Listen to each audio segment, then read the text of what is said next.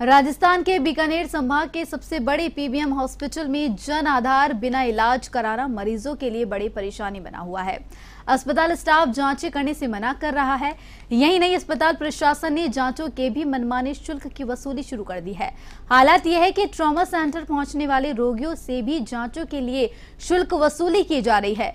मरीजों से ईसीजी के 10 रुपए और एक्सरे के 150 रुपए लिए जा रहे हैं। सबसे बड़ी पीड़ा की बात यह है कि मरीजों को शुल्क जमा कराने के लिए करीब 500 मीटर दूर कैजुअलिटी स्थित 30 नंबर काउंटर पर जाना पड़ता है। पीबीएम हॉस्पिटल की नई व्यवस्थाओं को लेकर बीकानेर के A1 टीवी के संवाददाता के सिंह ने बीकानेर पीबीएम हॉस्पिटल के अधीक्षक डॉक्टर PK सैनी से खास बातचीत की। बीकानेर के संभाग के सबसे बड़े पीबीएम हॉस्पिटल के सुपरिटेंडेंट हमारे साथ हैं। पीबीएम अस्पताल में इन दिनों अनावश्यक जांचों की रेट वृद्धि हुई है। उस पर बात करते हैं हम डॉक्टर PK सैनी, जो सुपरिटेंडेंट हैं बीकानेर। ऐसा क्या नहीं, रेट वृद्धि हमारे द्वारा किसी प्रकार की नहीं की गई है।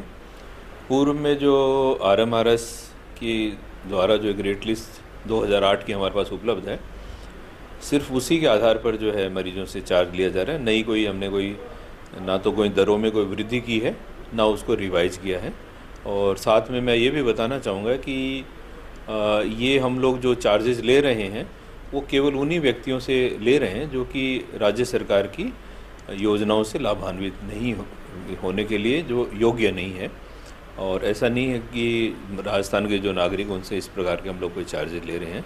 जिनके पास जन आधार है, आधार है, अथवा जो एक्सीडेंट के केसेस हैं, इमरजेंसी केसेस हैं, उनमें किसी से किसी प्रकार का कोई चार्जेस नहीं लिया जाता। जनाधार नहीं होगा तो इलाज नहीं होगा, ऐसी बातें सामने आ रही है। आपके कोई आदेश की बात आ रही है? देखिए, ऐसा है कि जो मुख्यमंत्री निःशुल्क निरोगी राजस्थान योजना थी, उसमें एक हमारे पास जो आदेश 2022 का है, उसमें जन आधार की कुछ हद तक या काफ़ी हद तक अनिवार्यता भी है।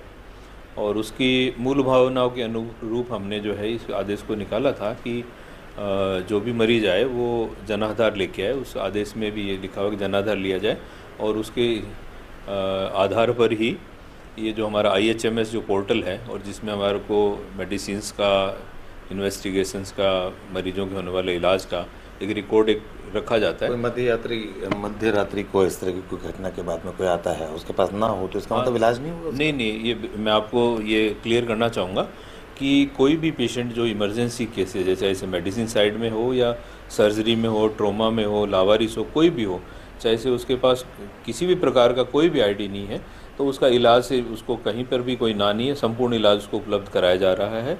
उसको कहीं पर भी कोई अनिवार्यता नहीं है, ना तो जनाधार की, ना आधार की। उसके पास कोई डॉक्यूमेंट भी नहीं हो, चाहे से वो राजस्थान का हो या राजस्थान से बाहर का।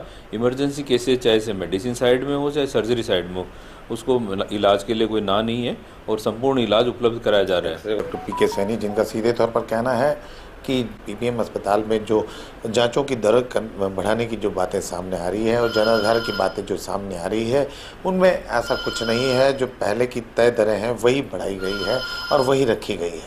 निश्चित रूप से देखने वाली बात ये होगी कि जनता पर भार कितना रहता है। KK Singh, A1 TV, Bikaner.